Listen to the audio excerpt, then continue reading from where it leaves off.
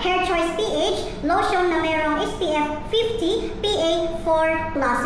Broad spectrum ito kaya hindi ka mag-aalala na maarawan kasi eto na ang bahalang magprotekta ng iyong skin laban sa mapanirang UV damage. So maliban sa makakapagbigay ito sa iyo ng protection laban sa UV damage ay meron din siyang mga active ingredients kagaya ng tranexamic acid, niacinamide at kojic dipalmitate na siguradong makakapagpapantay ng iyong skin complexion. So ano pa ang hinihintay mo? Kung gumagamit ka ng mga pampaputi ng iyong skin or pampalighten ng skin complexion ay kakailanganin mo ito para hindi masayang ang efforts mo. So bonus na lang talaga ang amoy na ito na mabango at saka hindi masyadong matapang na very friendly sa may mga sinusitis. So let's try it para makita ninyo ang consistency.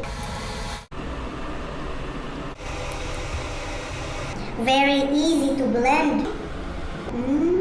Ang sarap ng amoy niya. Hindi masakit sa ilong. Nakita nyo ba yon? Seconds lang at wala na. Absorb na siya ng aking skin. At syempre, hindi ko maitatangging meron siyang glow sa aking skin. So ano, nakita nyo ba ang nakikita ko? Ano, ayaw nyo pa ba ng Hair Choice PH lotion na ito na poprotektahan kayo?